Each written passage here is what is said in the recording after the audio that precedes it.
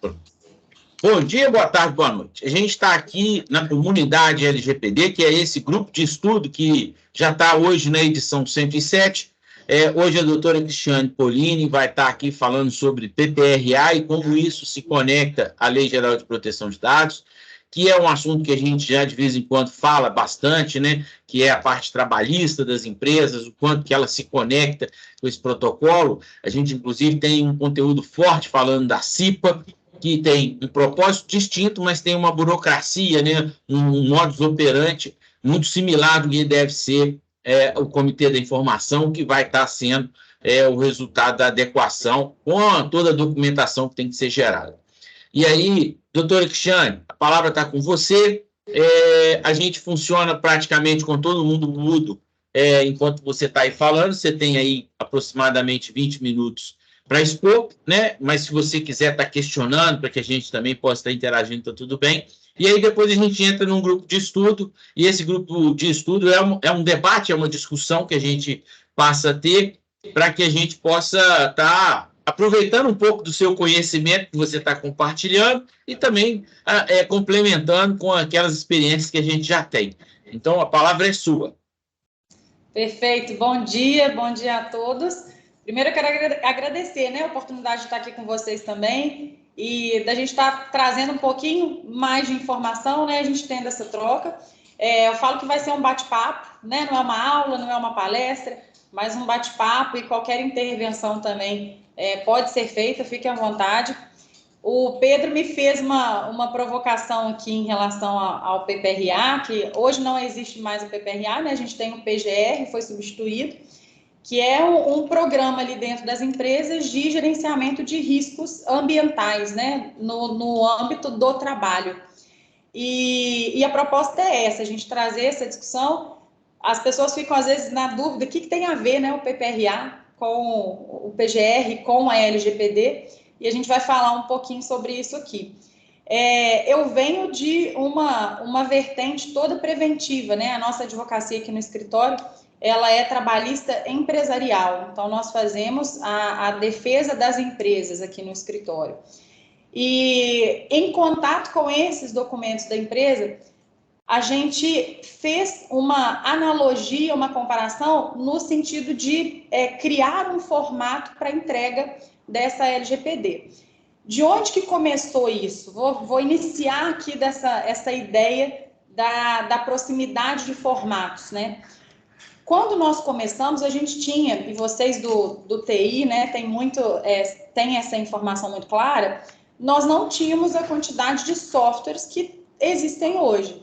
Né? Hoje a gente contrata software para fazer até o acompanhamento em tempo real dessas adequações, então a empresa ela está sendo adequada por uma equipe, mas ela também tem acesso a cada movimentação ali simultaneamente, né? A qualquer momento, a um clique, ela entra e sabe em que passo que está essa adequação. Mas no início a gente não tinha o acesso a esses softwares com tanta facilidade. E nós começamos a fazer as adequações aqui no escritório. Então, eu sempre bato muito na tecla, a gente estava conversando isso aqui no início, de que não existe um formato. Eu sempre fui muito firme nesse sentido, porque eu não acredito que realmente exista uma regra para adequação. Nós temos regras de procedimentos para manter uma empresa adequada, né? E para isso a gente segue a legislação.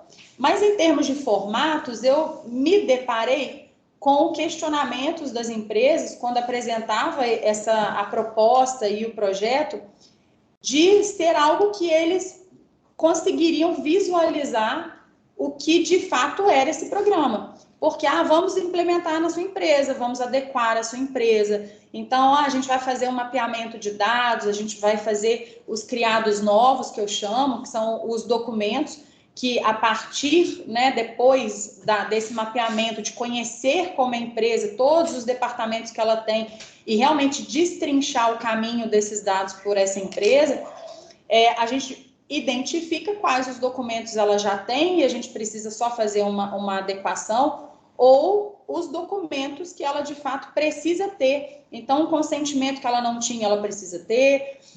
Só que explicando isso para a empresa, ela falava, ok, doutora, mas o que eu apresento? Então, se eu tiver uma fiscalização aqui, se eu precisar apresentar isso, como que eu faço? E nós nos deparamos nesse início também, porque a gente acaba recebendo assim, eu estou cotando com vários profissionais. Então, a gente teve isso muito no início. Hoje, já não está tanto assim, eu não percebo muito isso. Mas o cliente chegava, às vezes, com proposta. Eu já vi uma proposta. E quando a gente ia ver a proposta, era assim, X reais pela adequação documental. Eu te entrego o contrato de trabalho, te entrego o contrato de prestação de serviço, te entrego um termo de consentimento.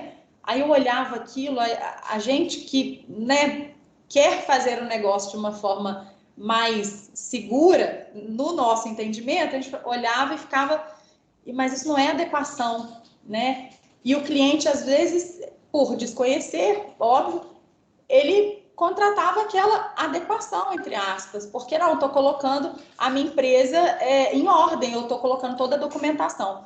E aí eu questionava, né? Eu falava, tudo bem, seus documentos estão adequados, mas onde estão esses dados? Então, você tem um termo de consentimento, você já passou, vou falar aqui no meu âmbito trabalhista, você pegou assinatura em todos os termos de consentimento, ok.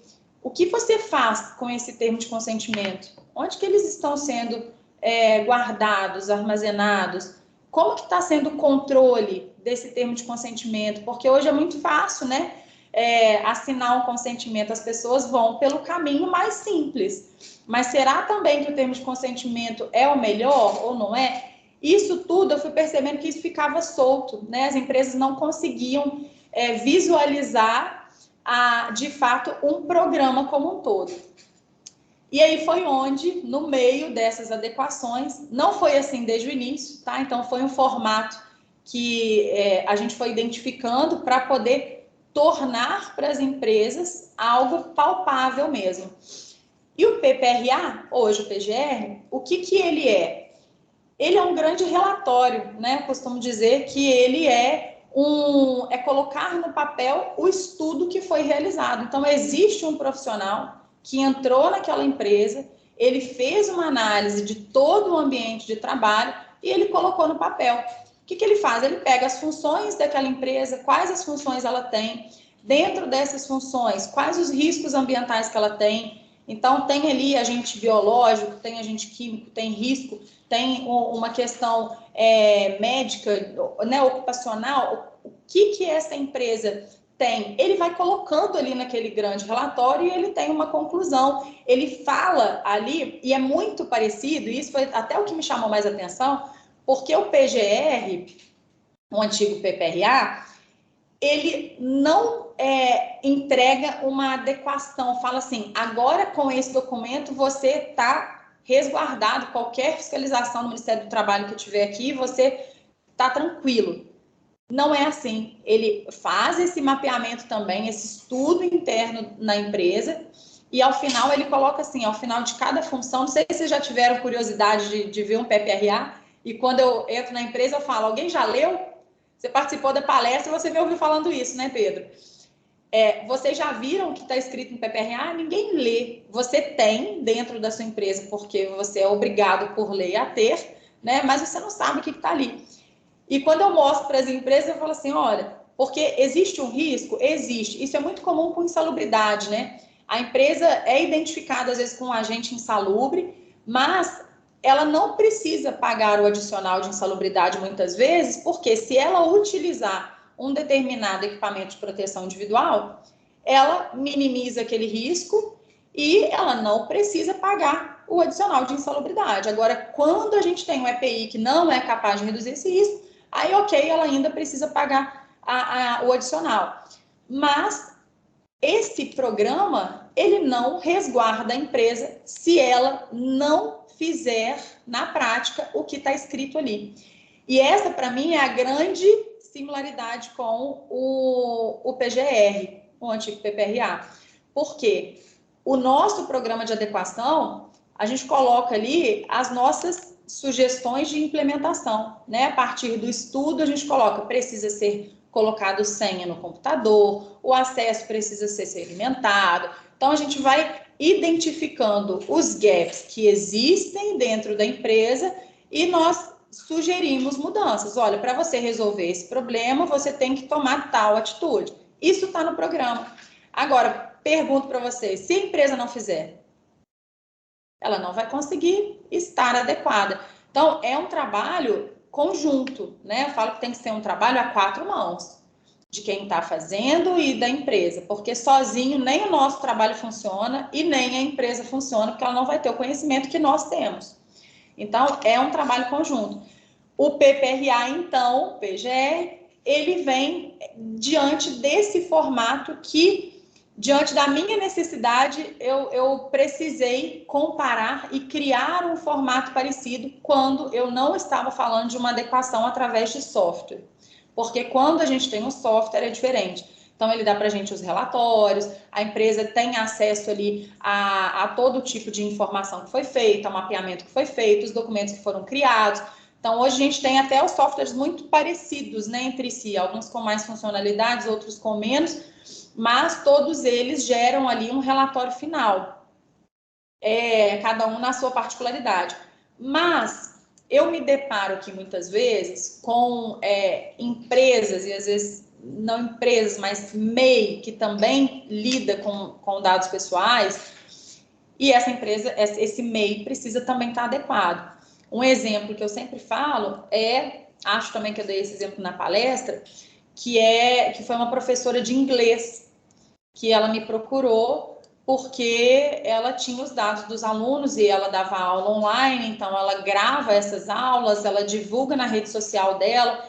Então, quer dizer, ali tem imagem, ali tem som, isso tudo precisa ser protegido. Então, ela também estava enquadrada na Lei Geral de Proteção de Dados. Só que fazia sentido, porque eu falo, a gente aqui do jurídico, a gente trabalha muito com caso a caso, né? A gente não pode vender para o cliente um único formato. Então, eu trabalho muito dessa forma, de fazer de acordo com o que eu vejo que atende a necessidade da empresa.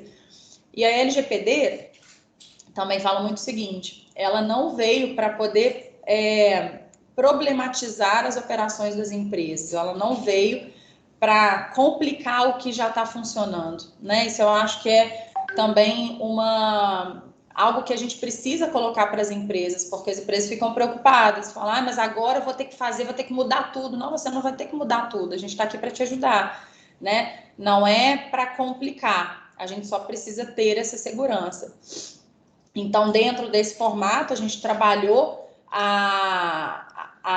o caminho da nossa adequação de acordo com cada cliente. Entendi naquele momento que essa professora de inglês, ela não tinha necessidade de adquirir um software, não fazia sentido para ela. Se ela quisesse, ótimo, dá para aplicar? Claro que dá. Mas o custo é diferente, o trabalho é diferente, então tudo isso a gente tem que analisar na hora de oferecer para o cliente também. Então, a adequação dela veio nesse formato, que eu até falo assim, é um formato caseiro, é um formato que a gente trabalha aqui no escritório redigindo mesmo, né? Criando um documento tal qual o PGR para poder entregar para o cliente e isso se tornar algo visível para ele. O que isso na prática representa para o cliente? Ainda que ele pegue, vou tentar mostrar aqui para vocês que eu tenho um impresso, eu fiz para o cliente, aí saiu uma página errada, eu acabei fazendo outra, eu falei, eu vou ficar com esse aqui de modelo para a gente mostrar como que isso de fato funciona aqui. A gente criou esse formato para se tornar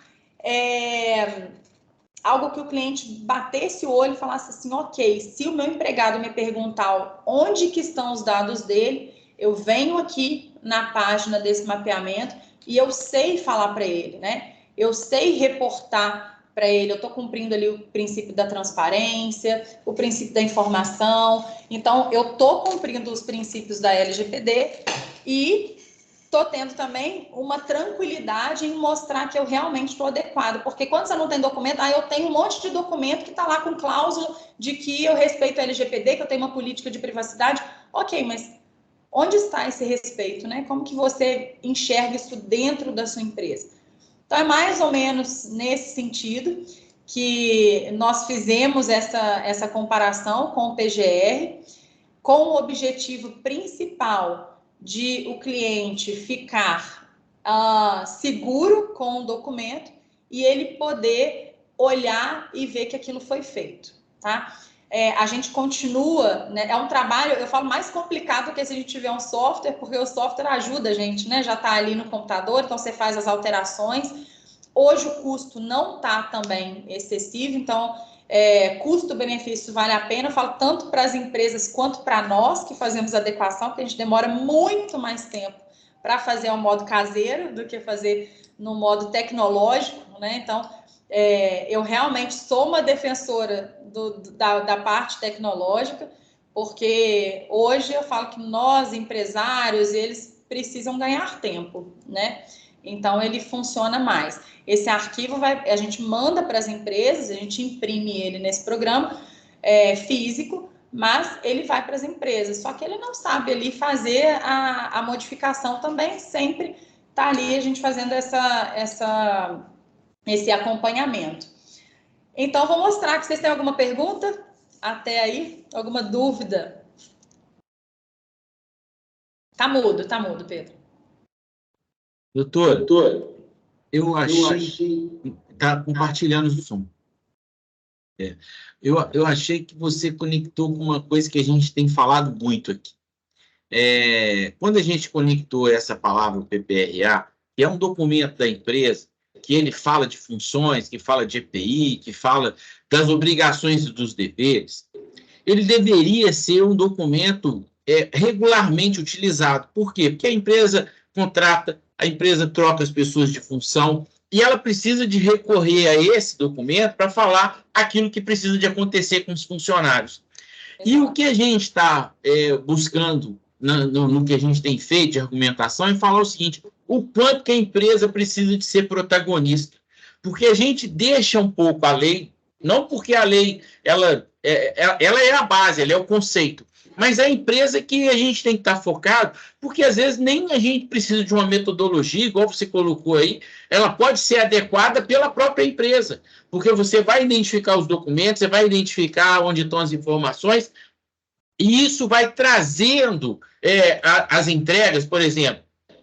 Precisa de confidencialidade? Precisa. Precisa de treinamento? Precisa. Isso o PPRA já determina e a gente pode, no Comitê da Informação, conectar. Então, o que talvez a gente esteja vendo é que todo empresário ele está lá focado só no caixa dele. Ele precisa de realizar dinheiro. Ele precisa de fazer aquilo acontecer. E aí ele se perde um pouco, por quê? Porque ele deixa os processos que são importantes negligentes, e aí, às vezes, o advogado que vai estar do outro lado vai utilizar isso em prol contra a própria empresa. Por quê? Porque ele não fez um contrato, porque ele não fez uma confidencialidade, porque ele não determinou aquilo que ele deveria fazer na rotina, ou alguém dentro da empresa deveria. Mas como ele não cobra isso, ele cobra preço, lucro, custos, isso fica muito mais notório. Agora, quando a empresa resolve participar, ela pode ter melhorar esse processo. Eu acho que você trouxe isso de uma forma muito legal. Por quê? Porque você, primeiro, que essa questão de colocar esse conceito da CIPA é um dos que eu mais gosto de lidar com ele aqui. A gente está falando da CIPA, mas você falou aí do PPRA, que é dentro da CIPA, né? dentro desse contexto. E o treinamento de EPI como treinamento de segurança da informação são detalhes. Você colocou aí senha, preocupação aonde grava, preocupação com o que compartilha, que o usuário é sempre o elo mais fraco. O usuário, às vezes, ele abre mão. Ele está com antivírus, tem um firewall, mas ele foi lá e teclou o Enter e instalou um ransom. E aí ninguém viu aquilo, até que um antivírus comece a alertar, aí você tem que tomar uma atitude. mas se você não estiver monitorando bem na lupa, às vezes passa batido e alguma máquina vai ser criptografada.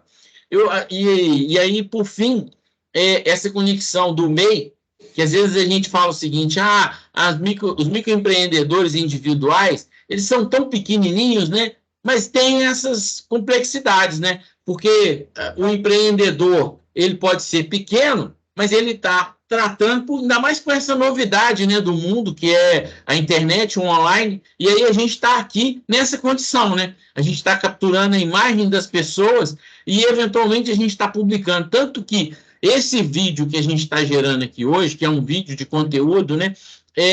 Toda vez a gente se pergunta, olha, está todo mundo ciente que a gente vai compartilhar ele lá no canal do YouTube?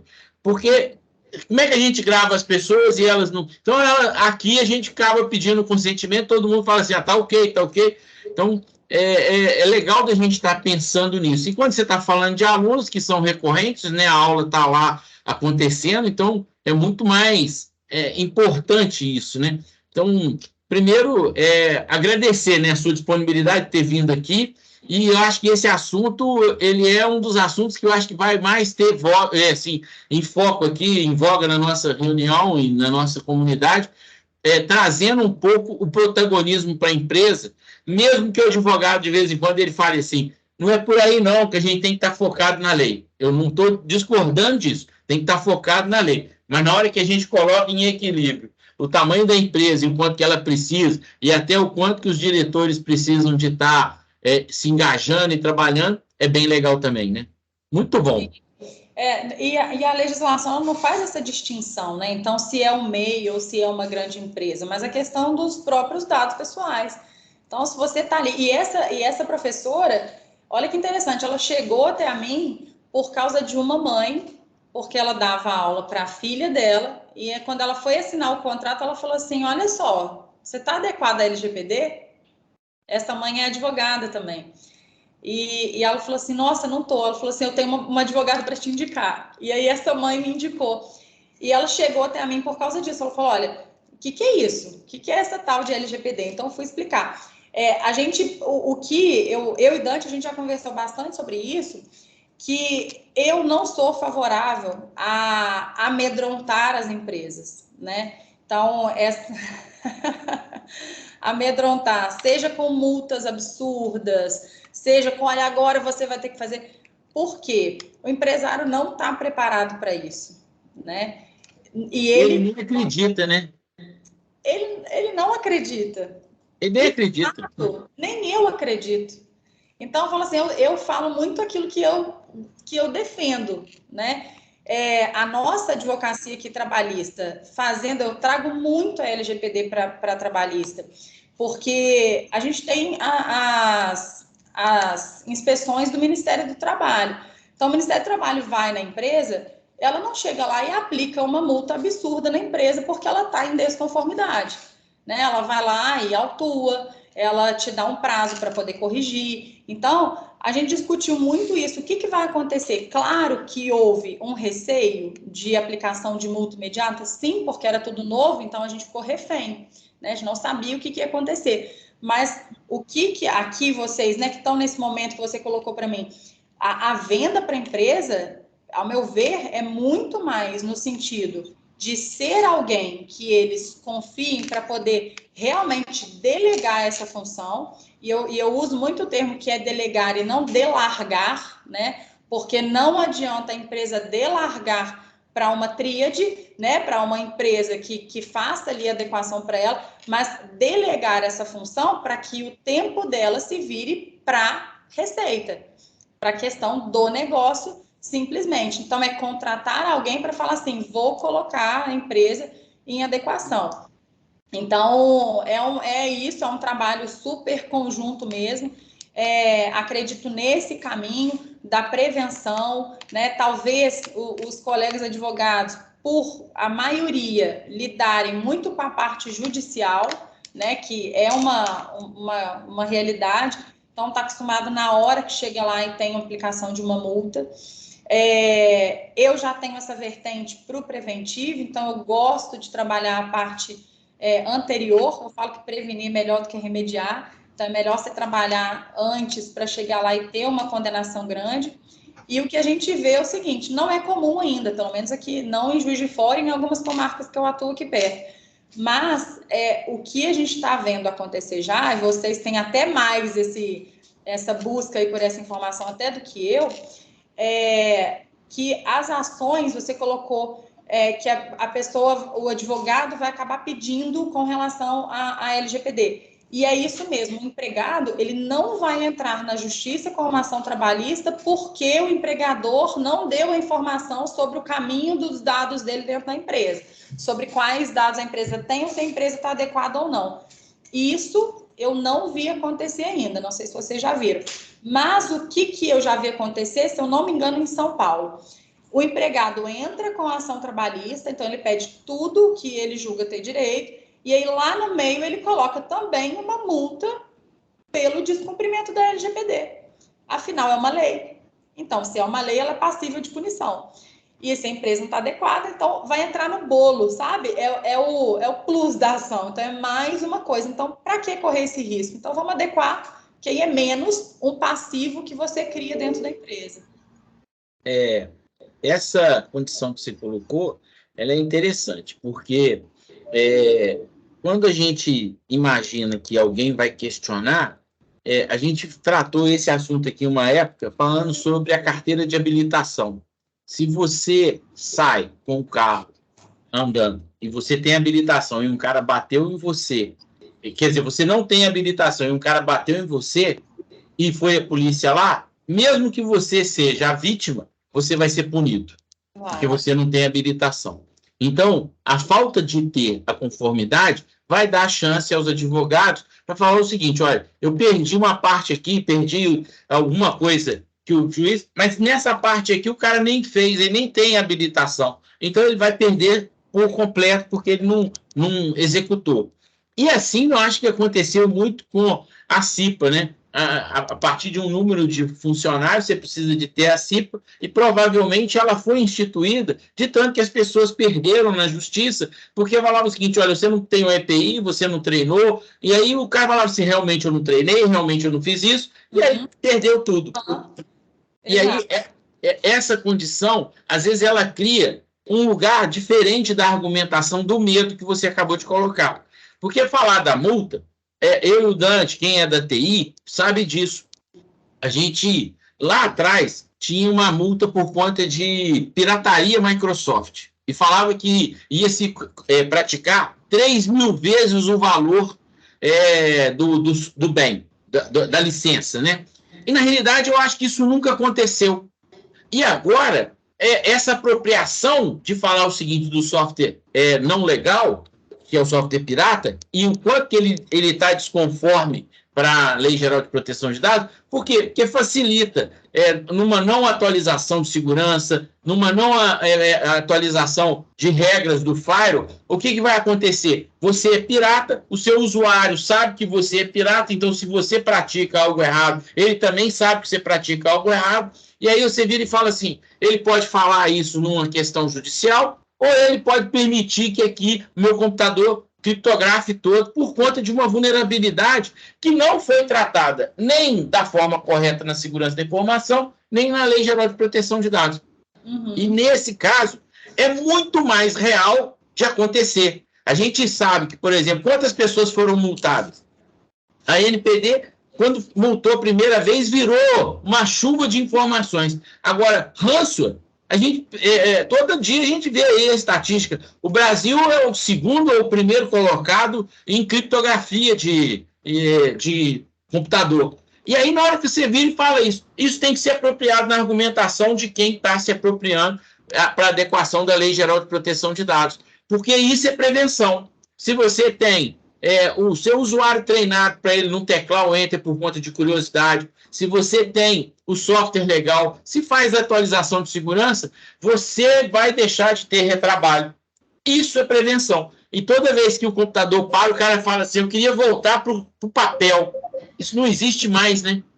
E aí ele não consegue perceber o quanto que a Lei Geral de Proteção de Dados e até a CIPA ou os treinamentos vão ajudar a empresa, né? Porque vai melhorar os processos, né? Então, sem dúvida. Essa conexão é boa. Eu falo, e no Brasil a gente tem algo que prevalece, que é o risco da atividade, né?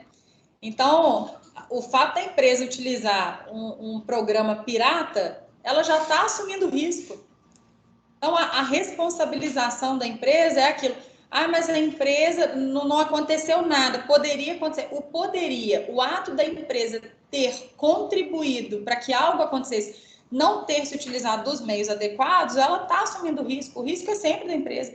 Falo que eu estou sempre do lado de cá e eu estou sempre apanhando. Porque, né, sempre é A assim. gente vê, por exemplo, a apresentação de PowerPoint, e o cara expõe aqui, grava, tá lá conversando, tá lá o PowerPoint e embaixo tá lá assim, olha, você não habilitou a chave. Todas as vezes que eu vejo alguém publicando PowerPoint, está lá no rodapé dele falando que ele está usando um software ilegal e ele está publicando isso, está dando publicidade a isso. Né? E a prevenção. E esse é um produto que custa R$35 por mês, com capacidade de te proteger para colocar os seus arquivos na nuvem. Então, é um negócio que não justifica você não ter, né? Agora, Pedro, sabe o que eu vejo também? Assim, é uma questão cultural, né? Do empresariado, eu acho que dos negócios em si. É uma mudança de cultura, porque, infelizmente, a gente tem uma cultura do pirata, né?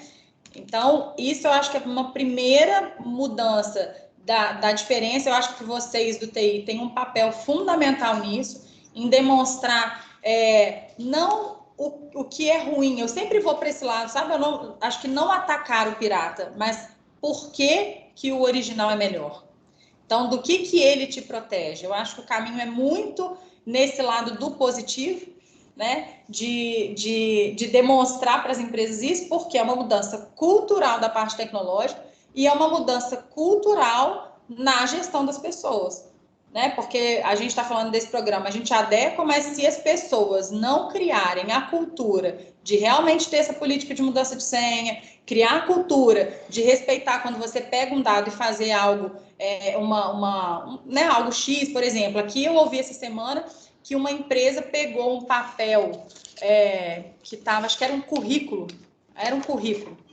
aí colocou um bilhete assim na empresa, aí escreveu, aqui é o currículo, pegou um bilhete e fez, não sei o que era, e pregou na parede, algum lugar assim. Ok, não está aparecendo nada. Não, doutor, mas não tem nada, não está vendo nada. Eu falei, tudo bem, mas o que pode acontecer? Né? Então, o trabalho preventivo do trabalhista é isso, é prever o que pode acontecer. Então, o empregado que está sem carteira, eu estou prevendo que vai acontecer uma condenação. Então, a verba rescisória ali, se tiver o vínculo empregatício, você já vai pagar. Então, é muito nesse sentido, né? Trabalhar, eu acho que é essa questão cultural. Deixa eu mostrar para vocês aqui o que é de fato, né? Como que a gente tem apresentado para as empresas, quem não utiliza de software, isso fica gravado, então eu não tomei cuidado de apagar aqui, de colocar um papel, mas vou só apagar o nome da empresa. Isso aqui foi até uma contabilidade que nós fizemos. Então, eu imprimo ela aqui, coloco nesse livro de capa dura mesmo. Então, é uma apresentação que a gente, né, normalmente PPRA a gente pega naquela encadernação básica, né, espiral, mas aqui a gente coloca nesse livro. Então, a empresa pega isso e ela vai deixar na gaveta? Ok, mas o programa está palpável, eu quero saber o que está acontecendo na empresa, ela tem esse livro. Então, ela tem esse documento, tá? Que ela tem acesso. E o que a gente faz aqui? Desde o início, deixa eu passar a capa aqui. Então, a gente foi desenvolvendo ao longo do tempo. Então, considerações iniciais, eu sempre trago aqui as figuras desse programa, né? Então, alguns vão ser comuns para todos, conceitos mesmo do o que tá, porque a empresa precisa pegar, ela precisa ler a palavra controlador e ela tem que saber o que é. Ela tem que entender o que significa controlador, o que significa operador. Então, eu trago aqui esses conceitos de PO, cliente. Então, as nomenclaturas que eu utilizo, eu trago nessas considerações iniciais. Então, fiz uma... Quero saber o que você está rindo, Pedro. Está pensando já em alguma coisa? Eu estou pensando porque você colocou lá no dia da sua apresentação lá no Moinho, que você colocou uma questão que fala assim, eu ainda sou muito do papel. Eu ainda sou muito daquilo que eu posso escrever, eu não sou muito digital. E como a gente vem se transformando, né? O celular virou a nossa ferramenta do dia a dia, e aí vamos voltar a falar da legalização do software. Por R$35 você compartilha, por cada usuário, uma intranet que permite que esse documento esteja lá em PDF vivo, que todo mundo, ao entrar na empresa, seja obrigado a ler.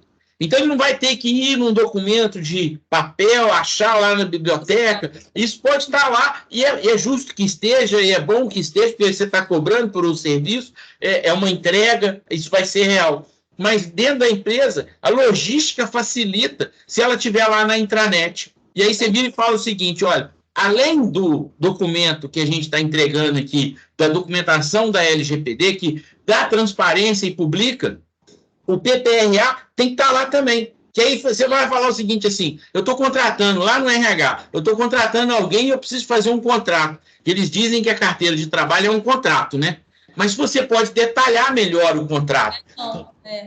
Mas todo mundo garante que sim. Porque a maioria das pessoas só tem a carteira de trabalho. E aí você vira e fala assim, não, para cada funcionário eu vou ter um contrato, e aí onde que eu vou buscar o que eu vou colocar no contrato se eu estou contratando alguém, por exemplo, para faturista, para logística, para vendedor, para quem está lá fazendo a entrega lá no final lá, da parte logística. Então eu vou lá no PPRA, detalho aquilo, documento, fala assim, olha, o seu contrato está baseado no PPRA, que está documentado no link e tal, e os detalhes que eu estou te contratando, a sua função é essa, e as suas obrigações são essas, porque estão lá, e aí ele só copiou e colou e marcou lá, para falar o seguinte, se você tiver dúvida, clica aqui que você vai lá no documento original. Então, a intranet ainda facilita. É claro que o documento em papel está tudo certo. E por que eu ri? Porque eu falei assim, eu vou conectar com ela agora, e eu acho que o Dante está falhando, já que ele é da Tríade, né? E aí ele não está te convencendo. Ela usa o software também. Esse não é da Tríade. A Tríade é software. E aí, essa parte do digital, o Office 365 te permite. E aí você falou assim, qual que é a vantagem? Às vezes a gente, por exemplo, fala assim, meu computador queimou. Eu vou mandar ele para manutenção. E aí, como é que você faz? Se você tiver um Office 365, você sabe o que você faz? Você chama a nuvem, office.com, coloca o seu login, no lugar que você tiver, você já voltou a trabalhar. Então, o seu tempo de resposta vira e fala o seguinte, se eu achar um computador de casa, eu conectei e vou trabalhar nele, e os meus documentos do Word, de Excel, vão estar todos lá. Então, eu não teria mais a dificuldade, até os e-mails, né? Porque eles estão... às vezes eles estão no seu Outlook, mas eles estão na nuvem lá. Então, você não vai perder os seus e-mails, suas mensagens, não vai perder nada. Então, na hora que às vezes a gente vira e fala o seguinte, qual que é a vantagem preventiva de ter um software legal que custa, por exemplo, R$35 por mês? Primeiro, você pode ter um domínio conectado na sua conta. Então, você não precisa nem de contratar um provedor para hospedar esse serviço. Ele já vem junto, você fazer essa parte. Você tem essa capacidade de falar o seguinte, meu computador danificou, eu vou abrir o Office.com em qualquer outro computador e volto a trabalhar imediatamente, não vou perder prazo, não vou perder nada. Então, quando a gente está aqui conversando, a gente estava falando de Lei Geral de Proteção de Dados, conectamos com a doutora Cristiane, que ela falou do PPRA, e é um assunto que a gente quer trazer para cá, dando protagonismo à empresa, às regras da empresa, e agora a oportunidade de falar do digital, o quanto que a gente realmente precisa de ter essa transformação, né? E de perder a agenda de papel. E aí é um presente que as pessoas vão deixar de dar no Natal, porque as empresas elas sempre querem fazer um marketing, né? E aí elas dão agenda de papel. Tem gente que é apaixonada com isso. Verdade. Essa semana me ofereceram uma agenda. Eu falei assim, não quero. Esse ano de 2024, eu não vou usar agenda de papel. Eu não sei ainda se eu vou manter essa postura, mas até agora eu falei, eu não quero agenda de papel. Porque eu tenho a de papel, tenho a digital, então, mas eu vou lá na minha de papel. Se eu for na de papel, vocês vão brigar comigo. Mas eu ainda sou, eu venho da advocacia ainda que processo era físico, né? Então, a gente buscava de carrinho os processos. Então, hoje já está tudo digital, graças a Deus. Quando eu falo não sou tecnológica, eu gosto do desenhar. Então, eu estou aqui com um bloquinho, eu estou escrevendo, eu gosto disso. Agora, a gente tem que acompanhar a evolução. Você falou do Office 365, o Dante sabe, quando a gente começou a conversar, a gente iniciou o projeto da Trid também, o Dante me ensinou muito essa parte da tecnologia. E o Dante, ele ficava bravo comigo também, porque ele falava assim, não, Cris, pega lá para você ler no sentido do TI, né? Pega e vê. Aí eu falava, Dante, cada um no seu quadrado. Eu falei, eu não quero aprender de TI. E eu não quero aprender de comercial. Eu falei, minha parte jurídica. Então, cada um no seu quadrado. Não dá, sabe? Eu acho que cada um, até porque, eu falei, ele tem que ter lá o protagonismo dele do TI, entendeu? Eu falei, não tenho nenhuma expectativa de aprender TI. Aí ele, não, mas você tem que ter noção. Ele brigava comigo, ele falava, você tem que ter noção. O Dante me ajudou a ter essa noção, mas eu vou te ser muito sincera, a tecnologia da informação é algo difícil até para mim.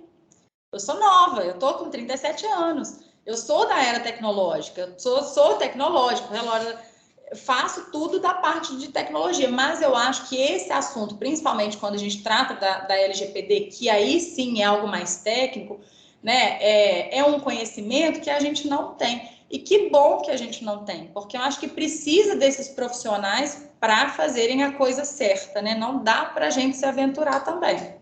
E nessa parte, eu imagino o seguinte, a gente como empresário precisa de entender um pouco do que o contador está fazendo. Até porque a gente tem que fazer reuniões com ele. E independente daquilo que eu falo que eu não queira saber, o contador eu tenho que aprender o diálogo com ele, porque senão eu não vou olhar para a minha empresa e saber se ela está adequada ou não na parte contábil fiscal. Do mesmo jeito, se a gente não fizer isso, o empresário vira e fala assim, eu não quero conversar com o advogado, não, porque ele vem falar de lei, não sei o quê, eu não quero saber disso. Mas a gente, como empresário, precisa de aprender um pouco a lidar com os técnicos, com as pessoas que estão complementando o nosso saber, para que a gente, no mínimo, saiba dialogar. E aí, quando a gente está falando disso, a TI é um problema. E aí, o que eu tenho feito e usado uma palavra, que a gente tem que aprender a desaprender para aprender novamente. Isso significa que a gente tem que aceitar a inovação. E, às vezes, a inovação vem com a prevenção.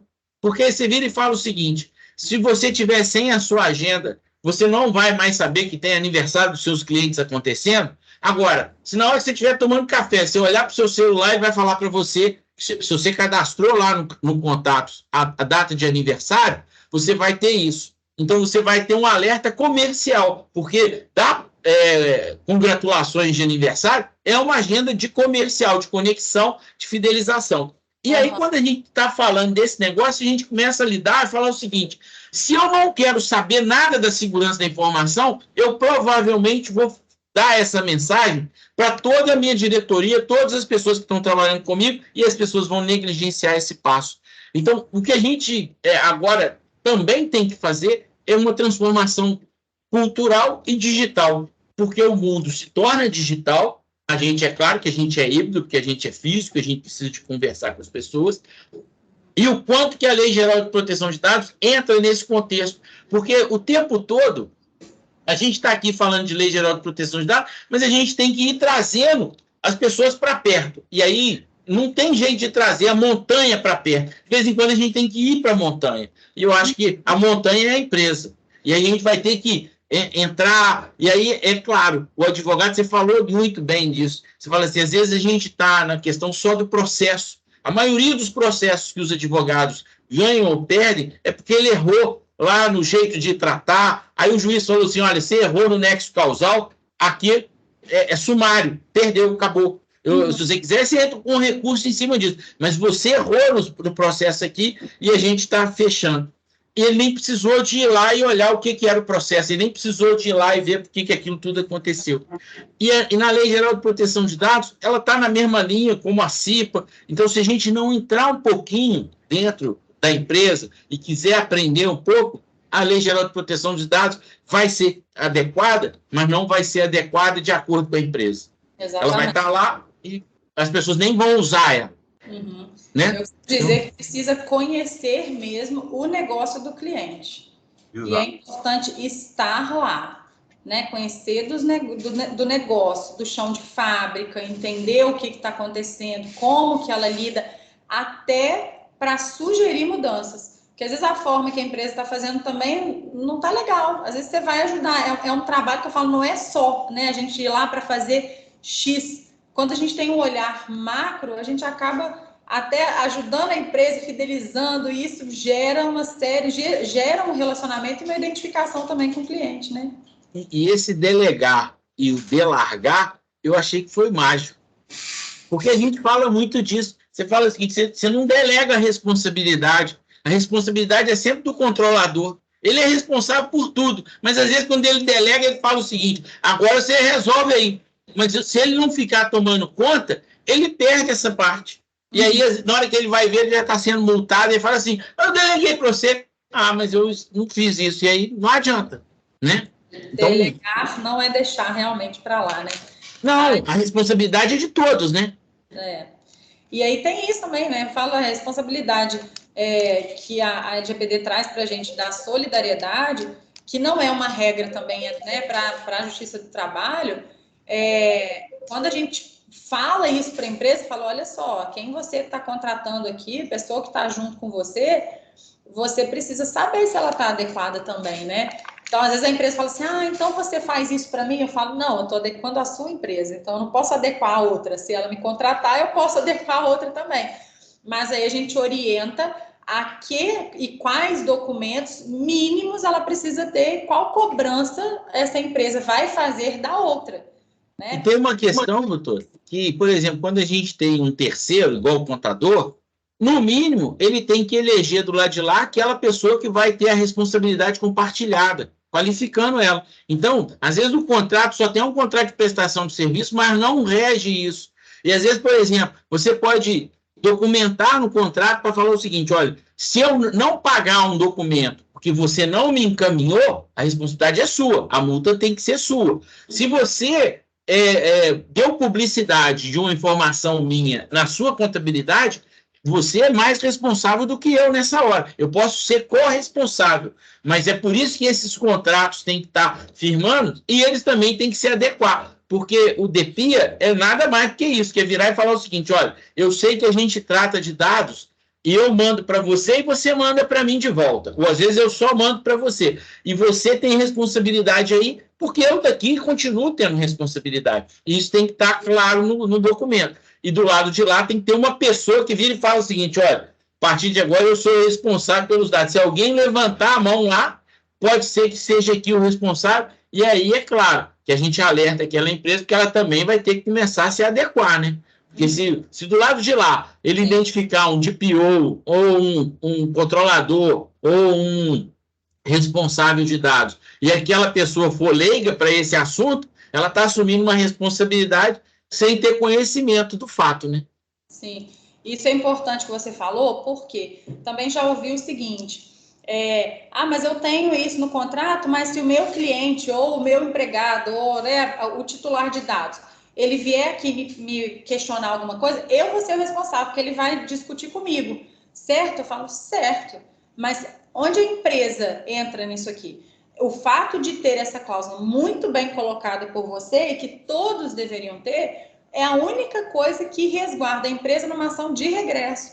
Então, sim, não impede que você, empresa, seja condenado ao pagamento, mas te respalda numa ação de regresso na responsabilização dessa empresa. Então, é muito importante isso que você colocou. E isso faz parte dos documentos que vão ser entregues, né? Do mesmo jeito que termos de confidencialidade, os treinamentos que vão ser dados, aí você vai falar o seguinte, olha, com todo mundo que eu tenho, que tem prestação de serviço dentro da minha empresa, seja contador, seja advogado, seja os softwares.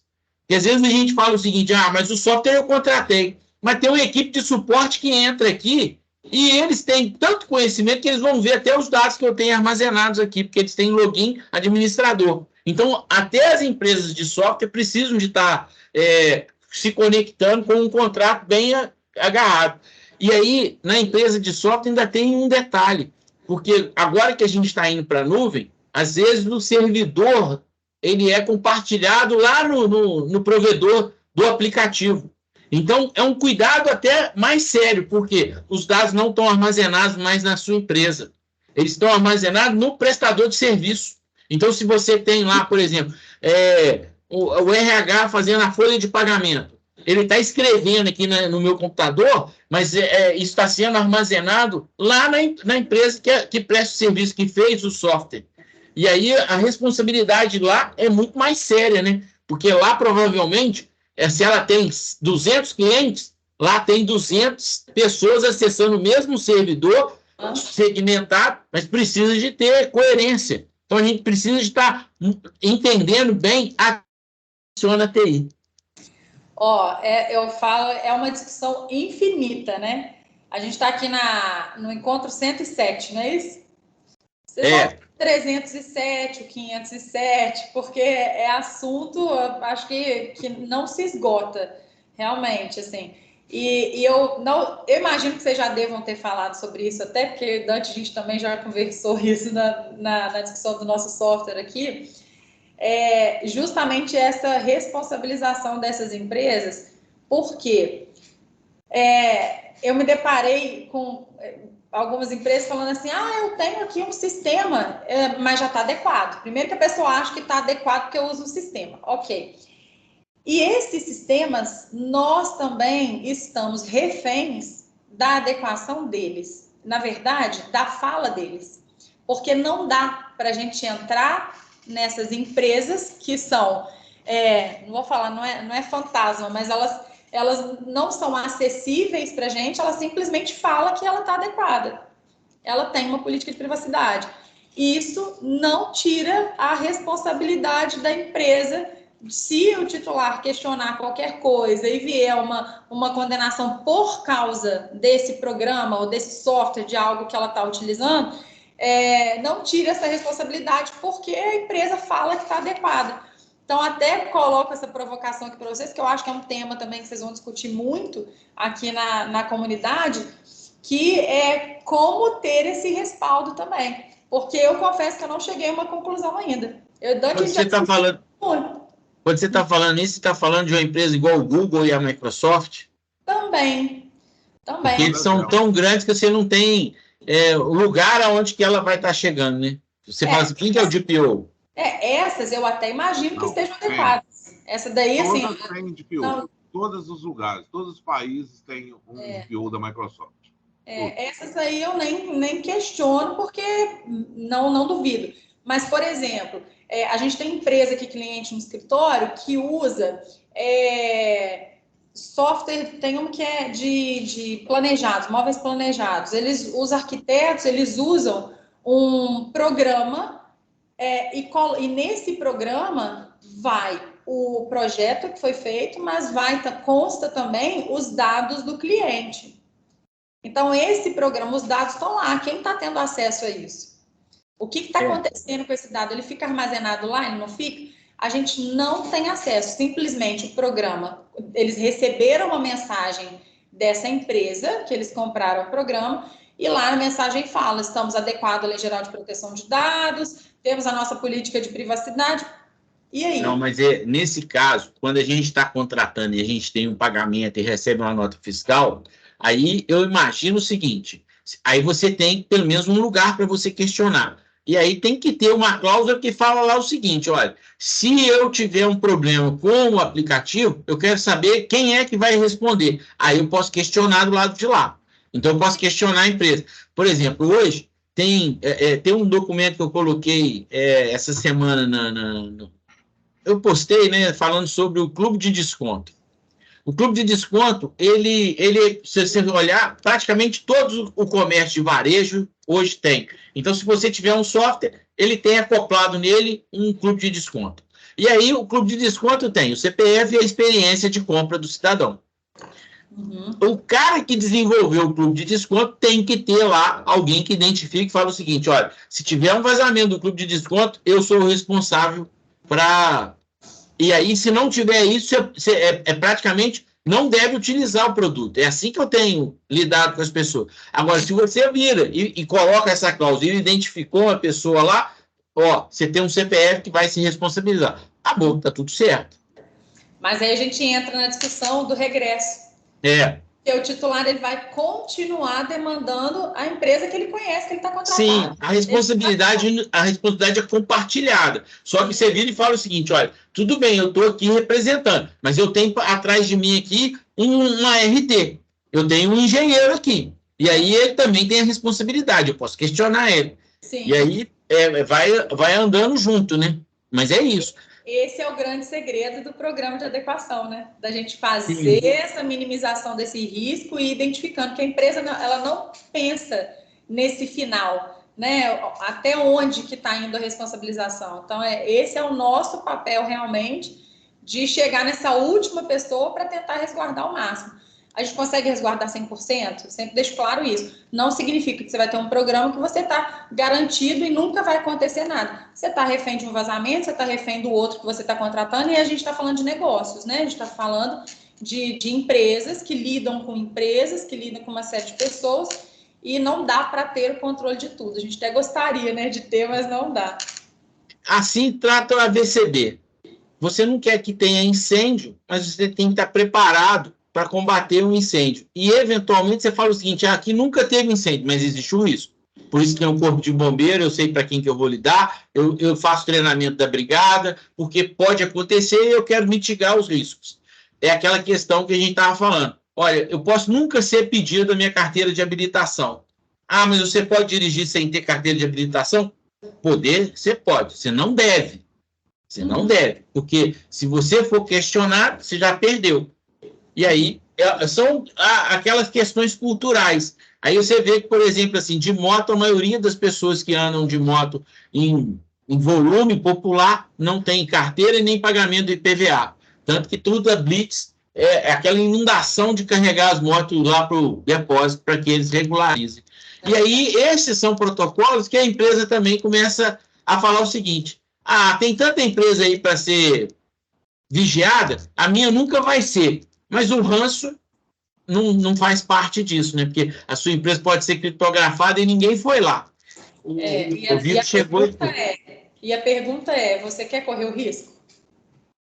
E as pessoas correm o risco e de novo. Porque tem muita gente que foi criptografada e continua usando pirata e sem antivírus.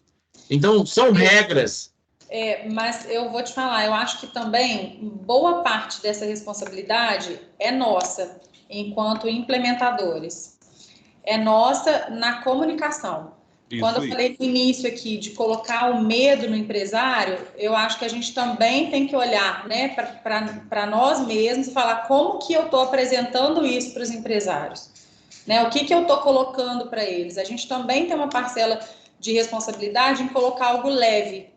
Porque o empresário, a vida do empresário é pesada, né? O dia a dia é pesado. Então, se a gente leva algo como mais um peso, mais um problema, mais uma dificuldade de falar assim, olha, agora tem que fazer todos os dados, Então, acho que tudo é a forma também como a gente apresenta, para a gente conseguir conscientizar, porque o primeiro passo da LGPD é a conscientização, né? Doutora, olha só, isso está na nossa comunidade hoje, tá? Está lá publicado lá. Colocando o CPF na nota, seu pão francês sai por quilo 11,99. Hein? R$1 mais barato. Aí é uma discussão de virar e falar o seguinte, esse cara infringe, porque com o CPF, que é legal na nota fiscal, está questionando, aí a gente começa a fazer um debate, e isso está lá, tem muita gente já questionando, falando, e aí você vai e leva para o balcão de uma padaria, uma discussão, que às vezes não tem muita relevância, e aí as pessoas vão deixando de acreditar. Então, eu sempre quando eu vejo isso, essa discussão daquilo ali, eu acho que é um desserviço da Lei Geral de Proteção de Dados. Em contrapartida, quando a gente fala, por exemplo, assim, como é que o padeiro está lá dentro? Sem uniforme, com a roupa comum, aí ele não está cumprindo as exigências das regras de alimentação, isso é um problema. Você olhou lá e falou o seguinte, olha, a geladeira está desligada, e isso é um problema. Agora, pedir o CPF para a nota fiscal virar uma discussão sobre Lei Geral de Proteção de Dados é uma discussão, mas eu acho que ela acaba sendo um desserviço de marketing. Que a gente vai... É como se a gente estivesse perdendo a oportunidade, né, da gente estar falando de onde poderia estar sendo preventivo. Olha, Pedro, eu faria o seguinte, eu visitaria essa empresa e proporia a adequação à LGPD, deixa ele continuar coletando CPF, desde que tenha a finalidade, a gente apresentar ele para virar cliente nosso na adequação. Não, e na nota fiscal, ele até tem a finalidade, porque é legal. Tem. A finalidade está adequada, né? Fiscal obrigatória. Então, a gente Agora, já parte desse pressuposto. Isso, se ele tiver adequado e ninguém tiver acesso ao CPF que ele tem, ninguém tiver acesso às condições que ele tem, significa que ele falou o seguinte, eu estou adequado e eu não tive nenhuma falha. Porque, por exemplo, se essa padaria for hackeada e as pessoas capturarem lá o CPF com os endereços, aí pode ser um problema. Agora, se só capturar e ainda com a base legal ok, perde a discussão. Ô Pedro, é o seguinte, assim, a gente está estourando tempo aqui, né?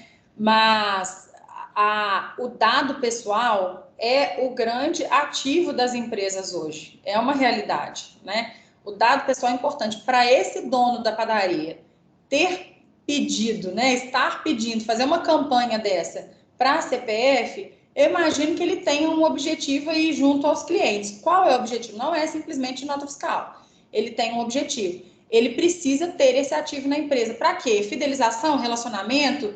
A gente não sabe qual é o objetivo dele. Mas é onde eu volto lá no início. A nossa abordagem para os empresários é entender por que você quer esse CPF. Porque se isso é importante para ele, eu não posso colocar a dificuldade de ele ter esse CPF. A não ser que não tenha... realmente finalidade, né? Que ele não tenha como fazer realmente a gestão disso. Mas a gente precisa lá atrás, né? A conscientização e entender a necessidade desse empresário. Mas se você olhar, por exemplo, assim, ele já está lá falando, eu só preciso para a nota fiscal. Se ele vai usar aquilo com outro propósito, aí ele pode até estar incorrendo. Mas até então ele não está noticiando que ele vai usar aquilo para nada. Então, para a nota fiscal, ele está 100% legal. Ele já tem até a base legal para isso. Exatamente. A forma está errada. Por isso da conscientização, né? Por isso de informar. E por isso nosso papel, né? A gente vai lá e vai ver. Depois você conta onde é essa padaria. Não, aí não tem essa informação lá, não. Não tem. E eu só usei um recurso que era o seguinte, eu vi, bati o olho e falei assim, isso aqui gera uma discussão que está dentro desse propósito. Falou o seguinte, gente, as pessoas adquirirem a informação nem é o problema. O que ela vai fazer se não tiver claro, isso pode ser um problema, e se tiver um vazamento, pode ser um problema. Até então, está bem tranquilo com relação a isso. E a gente consegue identificar, né, Pedro? Quem está dentro, quem não está, a gente já abarcou. Você vê que até que o cara ele usou os recursos certos. Olha, eu quero o CPF para nota fiscal. Diferente, por exemplo, de uma discussão que existe na farmácia. Eu quero desconto, para o CPF, para me te dar desconto. Aí, você que faz. Mas essa é uma discussão boa, a gente já falou bastante disso aqui também, do desconto na farmácia. Doutora, eu quero agradecer a sua participação, por compartilhar esse conhecimento, né? Por estar aí. É claro que foi uma surpresa boa estar sabendo aí que tem essa tríade com o Dante e a gente poder estar trabalhando. Já falava desse grupo também. E uma das funções do nosso grupo é aproximar os profissionais. Então, a gente quer que isso se torne uma cadeia que um ajuda o outro, porque a gente precisa de popularizar cada vez mais com boas argumentações e com boa capacitação de entrega da adequação da Lei Geral de Proteção de Dados. Então, muito obrigado. Eu gostaria, vou estar desligando aqui a gravação, se ninguém mais quiser a palavra. Eu queria agradecer, viu, Pedro, também. Queria agradecer a oportunidade também de falar. Sempre que quiserem, eu estou à disposição para a gente discutir aqui, contribuir. A gente gosta de falar, né? O Pedro me fez a pergunta aqui, Cristiane, você vai fazer uma apresentação, vai falar. Eu falei, vou só falar, Pedro. Tá certo. Eu acho que é isso, né? A gente batendo esse papo, acho que fica também de forma mais leve. E para a gente não transformar também, porque fala em advogado, já acha que a gente vai trazer um monte de termo técnico, né? E o objetivo é realmente a gente simplificar, tá? Muito obrigada pelo convite mais uma vez. Obrigado, eu. Então, eu estou parando a gravação aqui.